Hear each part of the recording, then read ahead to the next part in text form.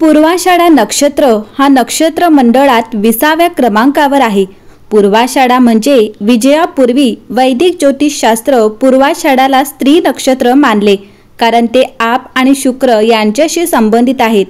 5 घटकांपैकी पूर्वाषाढा नक्षत्र हे वायू तत्वाशी संबंधित आहे।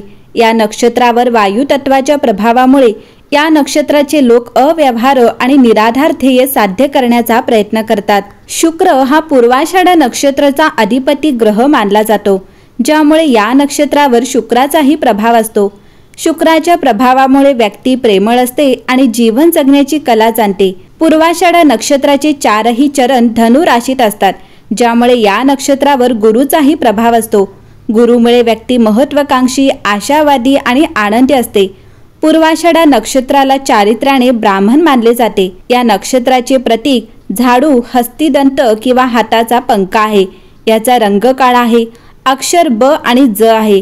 झाड म्हणजे सीता म्हणजे अशोक वृक्ष आहे। देव आप हा 8 वसूंपैकी एक पाण्याचा देव। नक्षत्र स्वामी हा शुक्र आहे। राशी स्वामी गुरु आहे।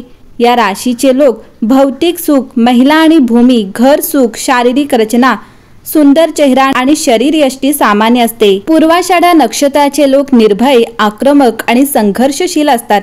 ते देवभीरू, विनम्र, प्रामाणिक आणि द्वेष या ढोंगीपणापासून दूर असतात। त्यांना धर्म आणि कर्मात रस असतो।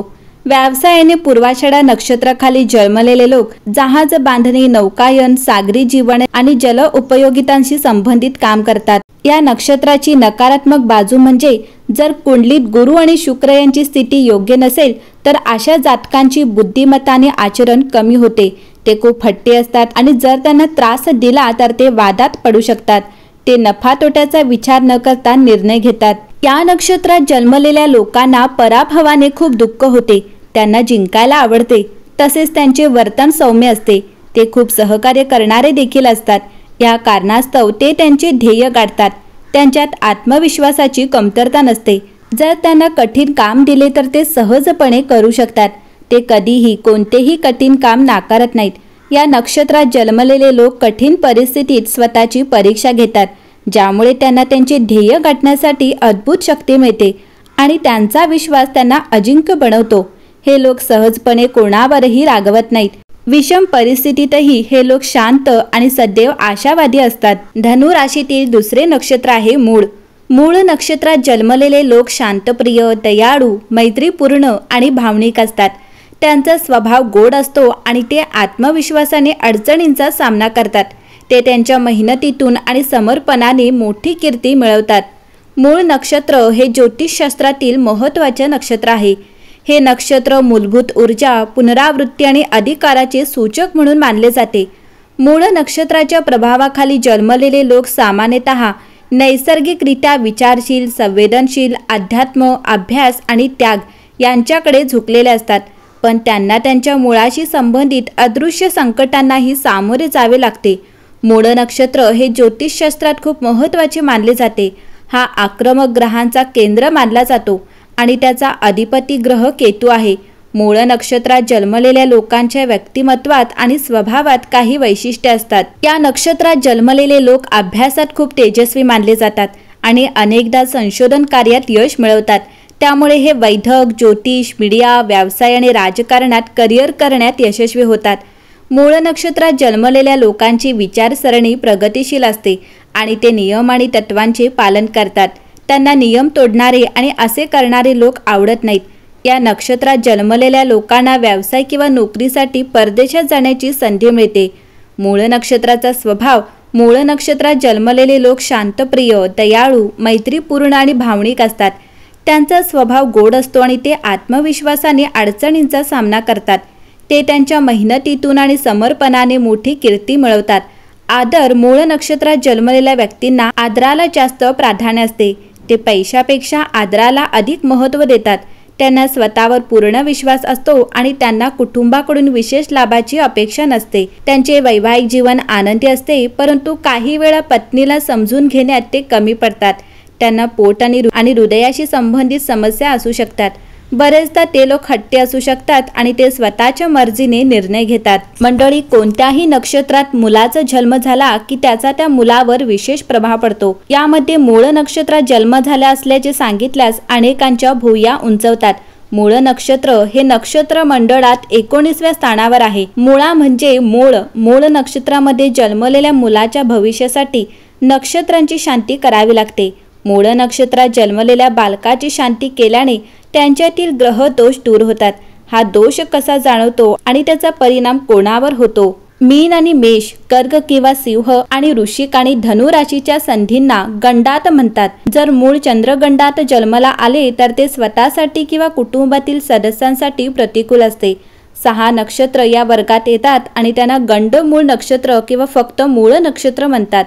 हे नक्षत्र म्हणजे रेवती, अश्विनी, अश्लेषा, मघा, ज्येष्ठा आणि मूळ। मूळ नक्षत्रात चंद्राचे फळ म्हणजे जर पहिला श्लोक असेल तर आजोबांसाठी अशुभ, द्वितीय स्थान हे वडिलांच्या भावासाठी म्हणजे काकासाठी अशुभ असते, तृतीय स्थान हे वडिलोपार्जित जमीन मालमत्तेसाठी अशुभ असते, तर चौथा श्लोक हा पित्यासाठी अशुभ असतो। मुळाचा अर्थ मूळ किंवा आधार आहे। आपल्याला माहित आहे की कोणतीही वनस्पती त्याच्या मुळाशिवाय वाढू शकत नाही। त्याचप्रमाणे जगातील प्रत्येक घटना किंवा घटने त्याच्या मुळाशी काही कारणांशी जोडलेले आहे। अशा प्रकारे मूळ नक्षत्रात संशोधन आणि शोध घेण्याची तीव्र इच्छा असते।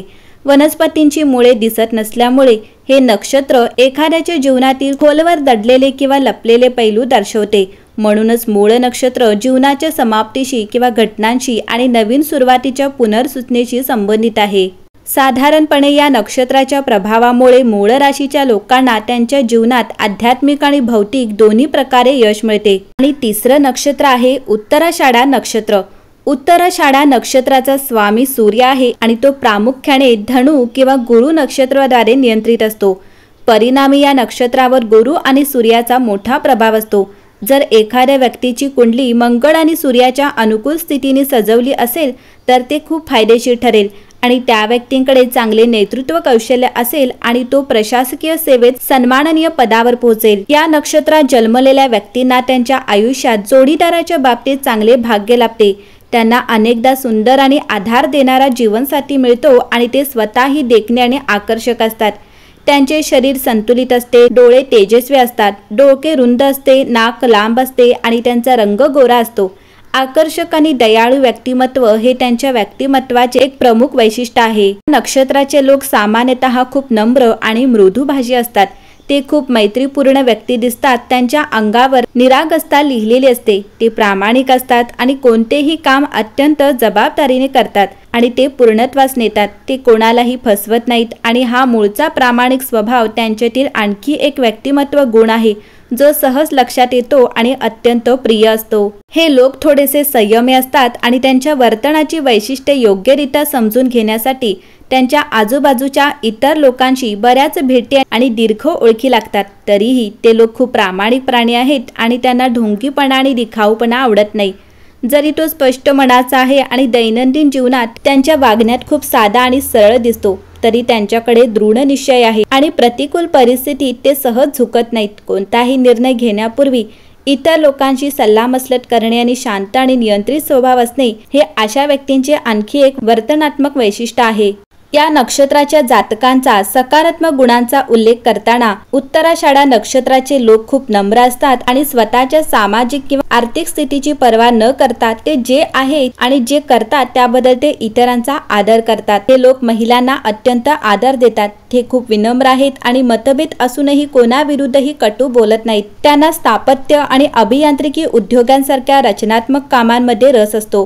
वयाच्या 38व्या वर्षानंतर त्यांना त्यांच्या कारकिर्दीत यश मिळते। सुरुवातीला त्यांना काही संघर्षांचा सामना करावा लागू शकतो। फलदायी करिअर आवडींमध्ये अभियंता, आर्किटेक्ट, मेकॅनिकल इंजिनिअरिंग, नोकऱ्या आणि नकाशा आणि नियोजन यांच्याशी संबंधित कामांचा समावेश आहे।